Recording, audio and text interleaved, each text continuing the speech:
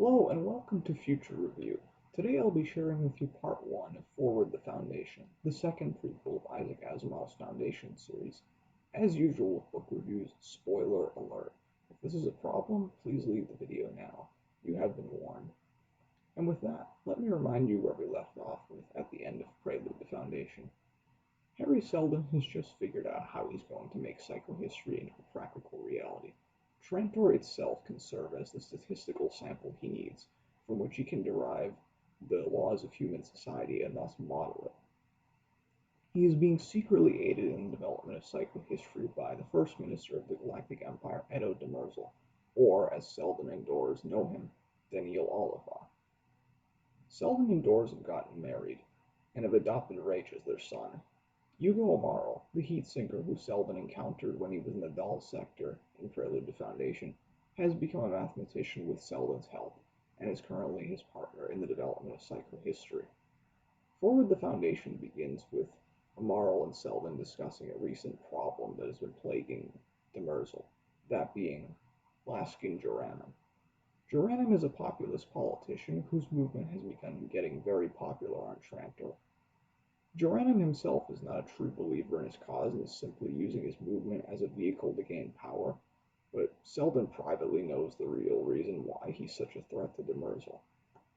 You see, because Joranum's movement is so popular, Demerzel cannot simply suppress it, because that risks doing unforeseeable harm to a human being, which violates the first law of robotics and would kill Demerzel, really Daniel Oliva the robot.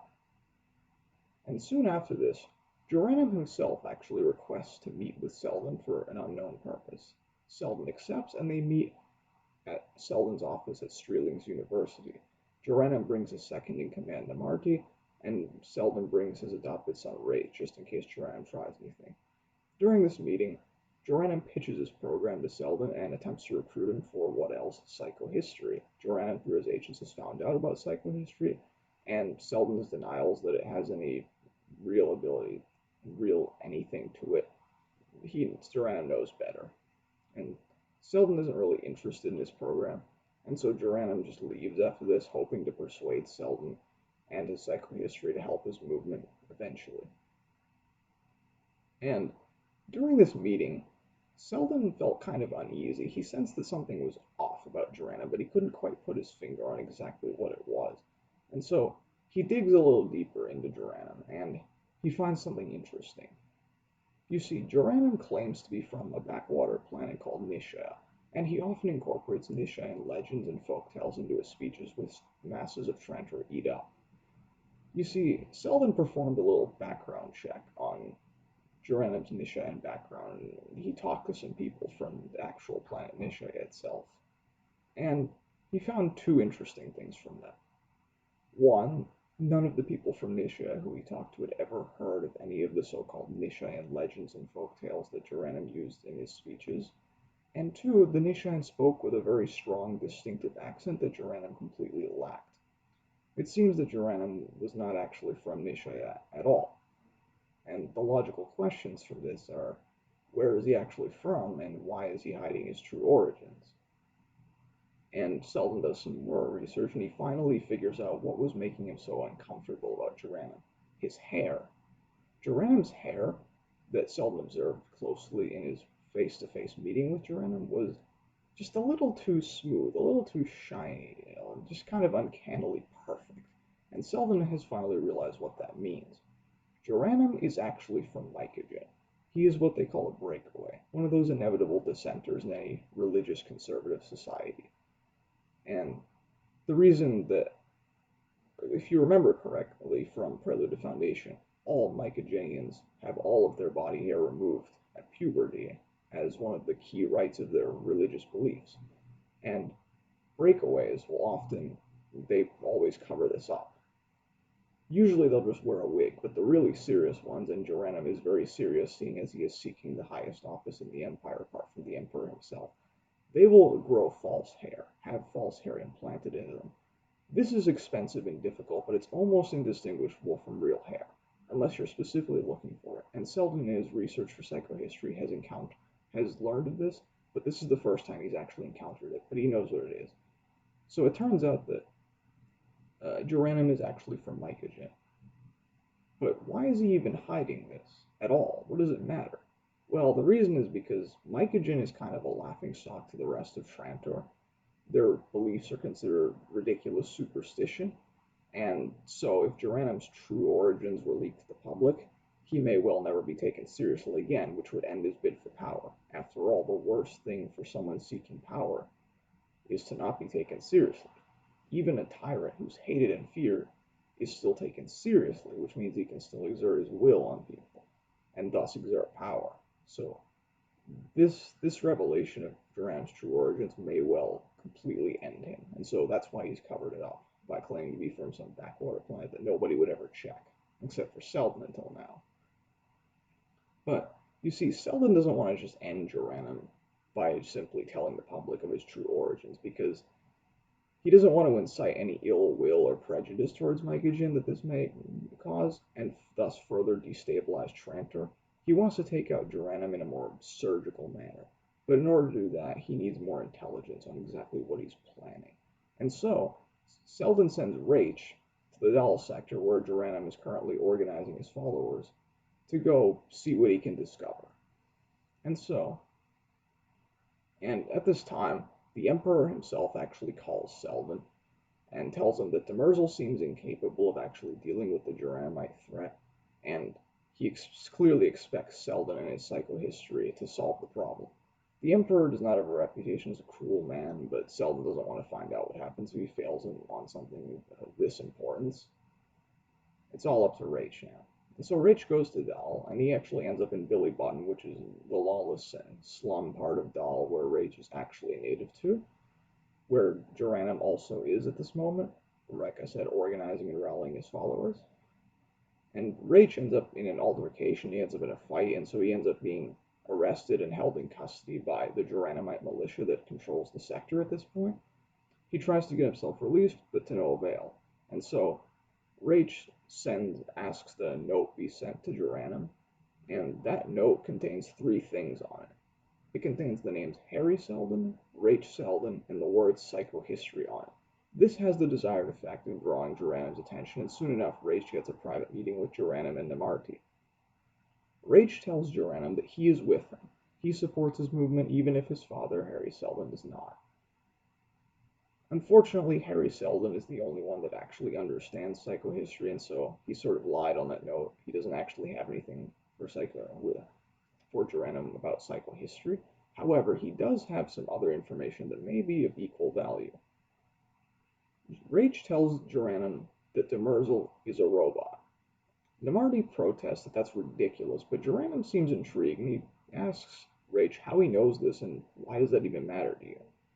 Rach tells Geranum that when you've met Demerzel up close, like he has, there's just something inhuman about him. He doesn't quite look human up close, and his behavior reeks of machine. And as to why it matters, Rach tells Geranum that he's a human being. He doesn't want no robot in charge of running the Empire. Namarti again protests that no one will believe this is useless information for a movement, but Geranum disagrees, and he's very pleased with what Rach has brought him. He tells Rach that when he's in power, Dahl, as his base of support, will be well rewarded, and that Rach will be its leader someday. And soon after this, all of Trantor is in an uproar. The Geranumites have been broadcasting, "I don't want no robot in charge of running the Empire," over every medium of communication they can access. The Geranumite movement's popularity and profile have been boosted massively. Geranum looks unstoppable. He'll be first minister in a week. And so, Selden, Dors, and Demerzel meet together secretly to discuss how they're going to turn this against Geranum. And you see, Selden explains to Demerzel that he cannot simply deny that he is a robot publicly, because that is beneath the dignity of a first minister. Because the public would not take seriously any first minister who stoops to the level of pleading with his subjects that he's a human being just like them. So a denial would actually be just as damaging to him as if he admitted it. Instead, Selden tells Demerzel that what he needs to do is the following. He needs to hold a press conference where he will discuss anything but robots. Just discuss the various issues facing the Empire. When he is asked whether he is a robot, he should quite literally laugh the accusations off. Do not directly deny it.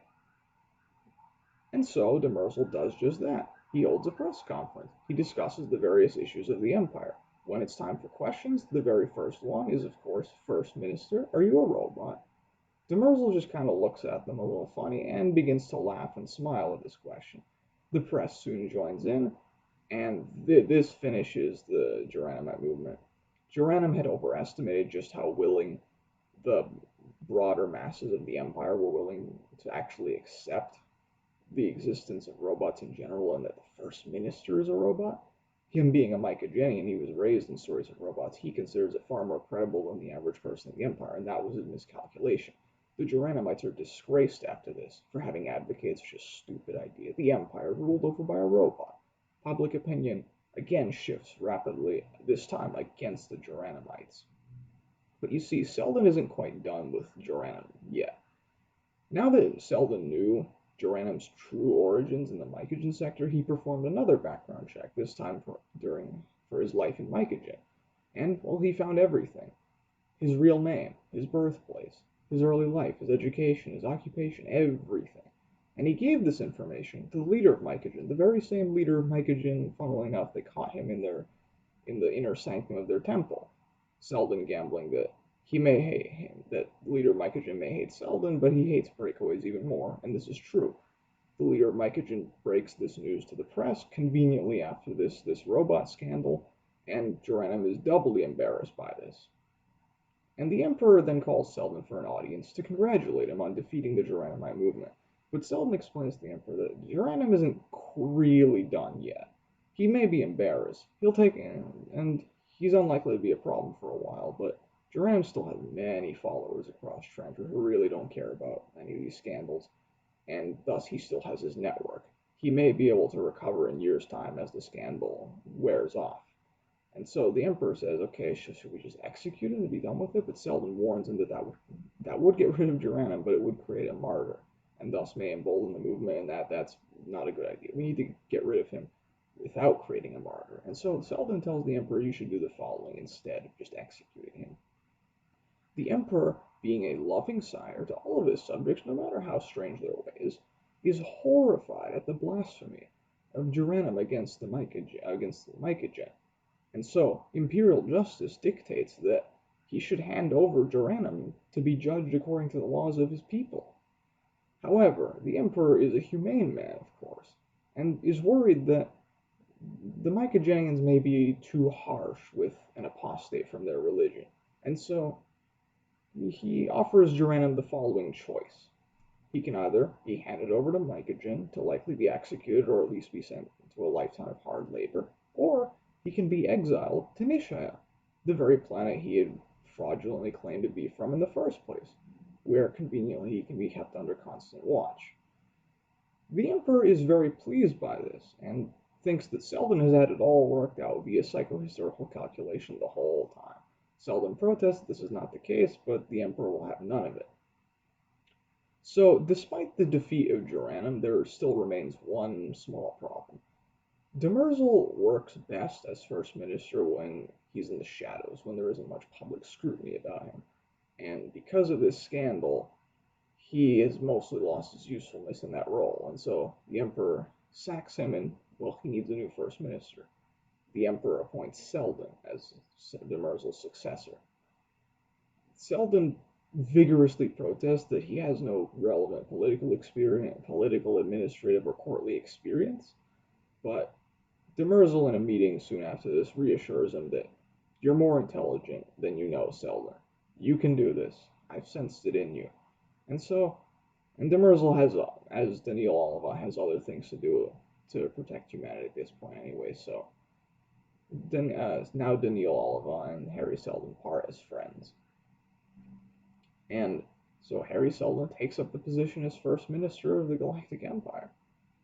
And during his first year as First Minister, there's an assassination attempt via some bribed palace guard, probably funded by some elements in the palace, in the court, that are disgruntled at having been passed over for the position of First Minister. And during this assassination attempt, Doris Venabili, Selden's wife, saves his life, and doing so requires a fearsome reputation as his bodyguard. Also during this coup, one of the gardeners of the palace grounds, a guy called Mandel Gruber, attempted to defend Selden from soldiers with guns with just a rake. And this display of loyalty and courage earned Selden's friendship. And later on, Selden wants to reward Gruber for both his years of faithful service as a palace gardener and also this display of loyalty and courage I mentioned just before. He wants to make him chief gardener, but you see, Mandel Gruber doesn't actually want the position because, as he explains, he's from a world on the edge of the Empire where there's still much wilderness. And his skills in handling that wilderness is why he was chosen to be a palace gardener in the first place. He loves working with the plants. He wants the hard work of gardening, and the job of chief gardener is a mostly administrative office position. He doesn't want that. He wants to keep working as a gardener, and so Selden just leaves him where he is. And after this, 10 years pass with Selden as first minister pretty much without incident. But unbeknownst to Selden, the Geronimites, they're not done yet. Not quite. You see, Geronimo himself may have been defeated, but his second in command that I mentioned earlier, Nemarti, has survived and has fled to the Y sector on the south pole of Trantor. You may remember Y from Prelude to Foundation as being ruled over by a royal family that has imperial ambitions. And Nemarti has recruited the scion of the Wyan royal family, a guy called Andoran, who is the nephew of the old mayor Rachel, for his cause.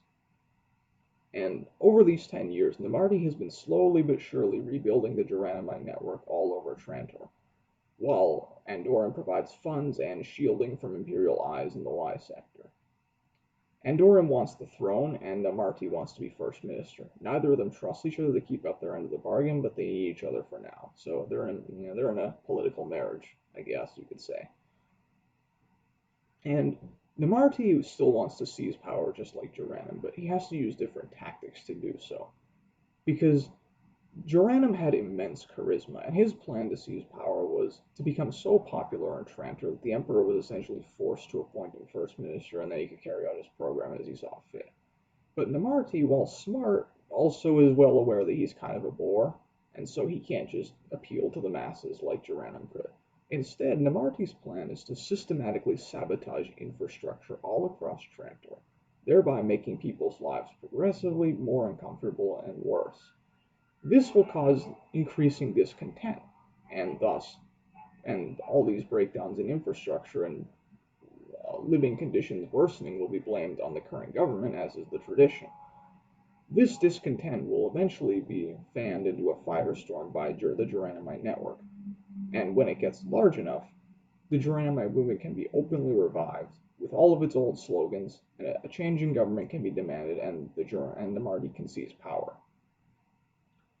And at this time, Selden has begun noticing these infrastructure breakdowns. He does a little investigation and concludes that this isn't natural. This is man-made. And he goes to the security services and gets enough intelligence to conclude that this is the work of a Geranimite remnant with the scion of the Wyan royal family, Andoran, at the center of it. That's pretty good, but it's not enough for him to actually do anything about it. He needs more information, and so he turns to Rach once again. He sends Rach in disguise to the Y sector to hopefully get recruited by the movement, whereupon he can then pass on intelligence to Selden so he can figure out what they're doing. And so Rach goes to Y in disguise, and he goes to a bar, and he ends up in a bar where he's approached by a prostitute called Manella. And during the conversation with her, he loudly proclaims that he is in fact a Geranimite, which has the desired effect, draws the right kind of attention that he's looking for. A man comes over to him, seemingly Manella's handler. That man is actually, he introduces himself as Andoran. It's actually Andoran himself. And Rach, who is calling himself Planchet, introduces himself and basically passes himself off as a fanatical Geranimite who is looking for a new cause. Andoran probes him, and Rach passes his tests, and so he offers him a place in the movement, which Rach accepts. Good, he's been recruited. At this time, Nemarti has found a way to strike at Selden himself at this point, to drastically accelerate their plans for revolution. You see, the old chief gardener of the palace grounds is retiring, which means a new chief gardener must be chosen. The custom when a new chief gardener is chosen is that they will retire a lot of the old gardening staff and bring in replacements from around the empire. Any imperial citizen from any world can become a gardener provided that they pass the examinations. And Namarti's plan is that he'll send in some Geranimite operatives among the new batch of gardeners so that they can get inside the imperial palace grounds, bypass the really thick security, and then once they're inside, using smuggled weapons, they can then strike at Selden himself and kill him.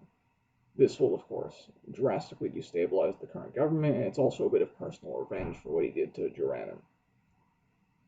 And soon after this, Andoran introduces Planchet, the seemingly fanatical young man, to Namarti, seeing as he'll probably be a good asset for their cause.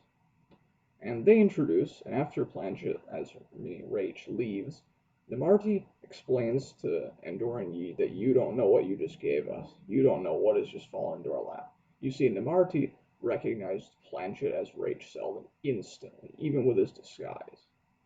And you see, Namarti there's an update to the plan. Rach as Planchet and Andoran will be among the Geranimite operatives smuggled in as new gardeners. Harry Selden, through his first minister connections, will learn that Rach Selden is to be among the new batch of gardeners. He will thus want to greet the new gardeners in person, both to see if his son is all right and also to get any potentially time-sensitive intelligence that Rach has picked up and why. Along the way to the Imperial Palace grounds, Andoran will slip a drug called Desperance into Rach's food, which will make him highly suggestible. And then, when the new batch of gardeners is right in front of Selden, Andoran will command Rach to kill his father with a smuggled-in weapon.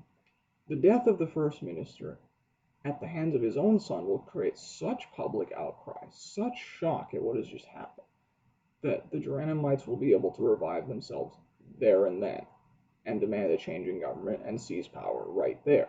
This is probably the best opportunity they're ever going to get to have a revolution right now, and so the plan goes ahead. The plan almost succeeds. Everything goes well for the Geranimites, right up until the critical moment when Andoran needs to command Rach to kill his father.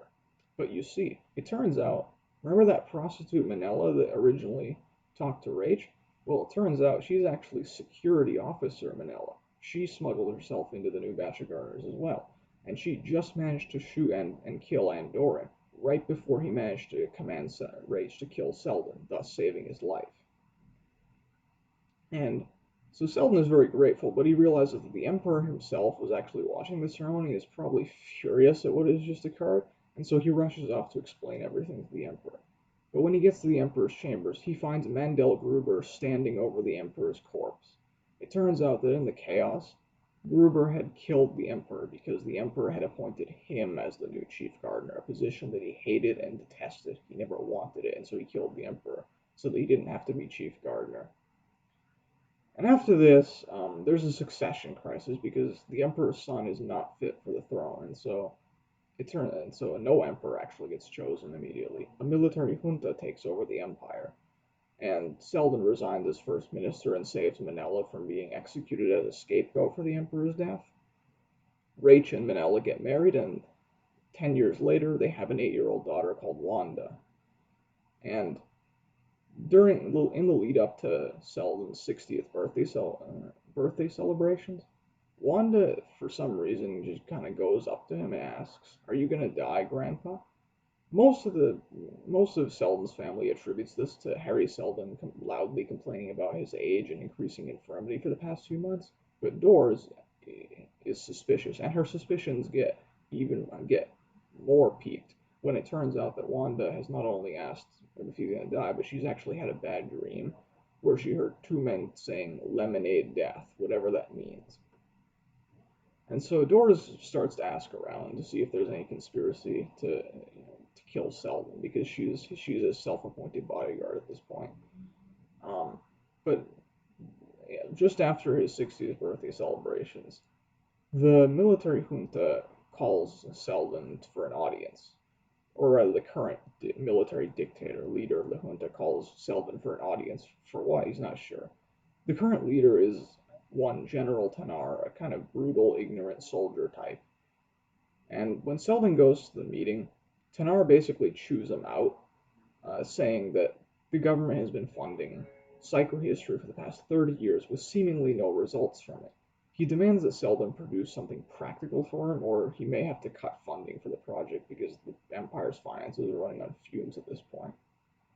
Selden protests that psychohistory needs patience and that he has very little to offer him at this point. Selden is lying. Psychohistory has made significant progress over the last 30 years, but he doesn't want the junta misusing his science, and so he conceals the true extent of what he can do with it.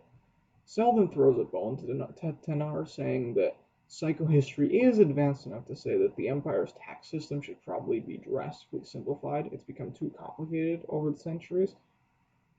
And the reason Selden actually told Tanar this is that he hopes the simple Tanar will try the simplest possible tax, a poll tax, which he calculates will cause massive resentment on Trantor, which will hopefully hasten the downfall of the junta, which has been ruining the Empire.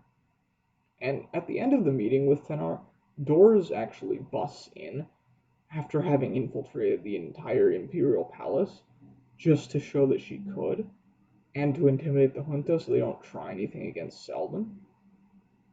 So that yeah, Selden was kind of he didn't like that, but that's what she did.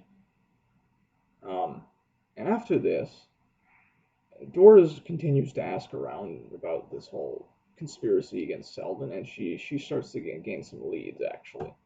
You see, the Psychohistory Project is no longer just Selden and Amaral. A lot of younger mathematicians and laymen, as they're called, laymen being non-mathematicians in the Psychohistory Project, have been recruited, and her suspicions start to get piqued when she hears about a device called the electroclarifier. The electroclarifier is this device that's been built to help psychohistory.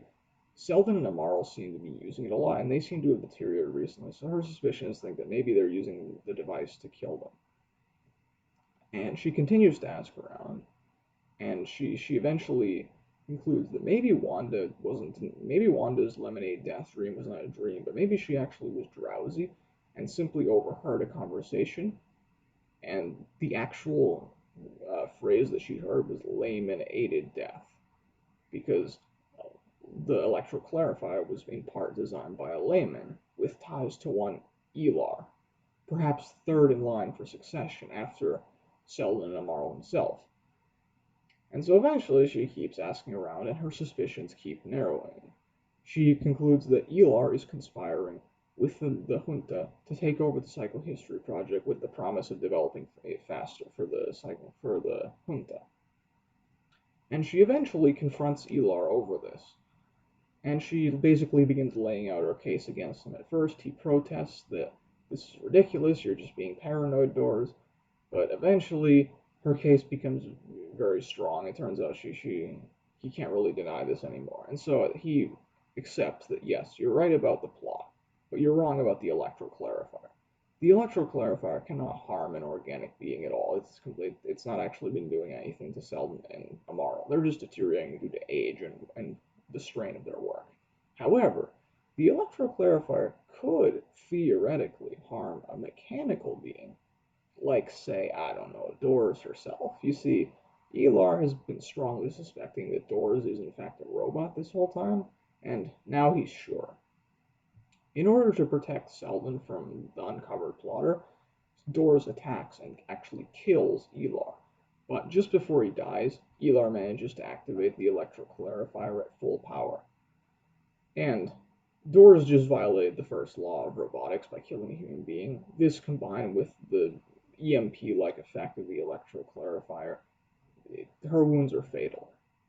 She just managed to limp back over to Selden, explain everything, and then she dies in his arms, leaving him heartbroken. And so some years pass after this, and Selden encounters something revolutionary at this point. He realizes that his granddaughter, Wanda Selden, is a mentalic, someone who can read and influence people's minds after an episode where she reads Yugo Marl's mind. This gives Selden some ideas, and he resolves to find other Mentalics to put his idea into action. He at first has Wanda genetically screened to see if there's some kind of genetic pattern that he can look for to find other Mentalics, but this fails. At least in the meantime, Selden has been looking for a suitable world to house his foundation that will create the Second Empire. And using the resources of the Galactic Library, he settles on the world of, you guessed it, Terminus, a habitable but uncolonized world at the absolute edge of the galaxy, as far away from the rotting Imperial center as possible. But unfortunately, Selden is going to lose everyone he loves at this point, and now that Doors is gone, Yugo Marl is next. Yugo Marl has devoted his life to psychohistory, and the strain of his work is catching up with him. Yugo Marl is now on his deathbed, and Selden visits him in his last moments.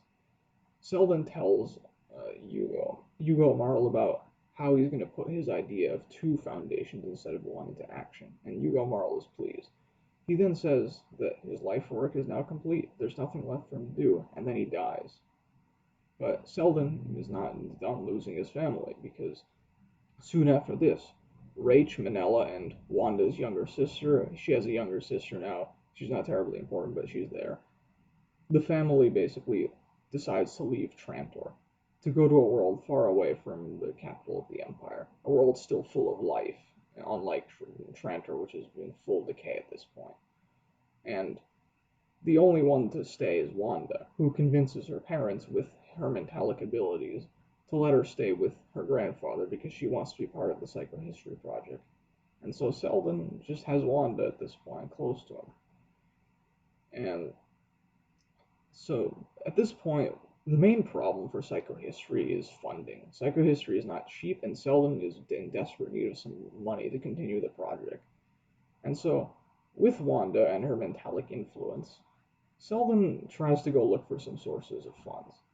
He goes with Wanda first to meet with the new Emperor. The junta has fallen and a new Emperor has been chosen. The new Emperor is highly sympathetic to Selden's cause, but he explains that he's just a figurehead. He has no real power, and so he can't really offer Selden anything. He suggests that they go to the heads of some major corporations, because they have a lot of money, and maybe they can give Selden the money he needs. And so Selden does just that. He meets with several corporate heads, but unfortunately none of them are willing to just gift Selden the amount of money that he needs, and so that fails. In the meantime, though, Selden does manage to recruit a librarian from the Galactic Library named Stettin Palver for the Psychohistory Project, and also to be Selden's bodyguard. And he soon needs it because while walking the streets of Trantor, Selden and his group gets accosted by a gang of youths. And Stettin Palver, is actually an accomplished martial artist as well, and so he beats them up. But a witness to this altercation, he tells the authorities that Selden had just ordered Stettin Palver to beat up some youths for seemingly no reason. This is perjury because Selden had actually just lectured this witness a few minutes earlier on littering, and he was looking to get some revenge. But unfortunately, it lands Selden in a sensational and highly publicized trial. And during the trial, all seems lost, except that for Wanda's Mentalic influence, she compels the witness to break down in tears and admit the perjury, and so Selden is acquitted. But unfortunately, the highly publicized nature of this trial and the controversy involved have made the Galactic Library wary of associating with Selden anymore, and he's completely cut off from the resources. All hope for psychohistory seems lost if that's the case. But you see, Selden's woes, they're not over yet, because the planet that Rach and his family have settled on at this point, an anti-imperial rebellion breaks out on this planet. And, well, through the Emperor's agents, Selden learns that Rach dies in the fighting, and the ship carrying Manella and Wanda's younger sister, Harry Selden's other granddaughter, disappears, missing in action. Who knows where they went?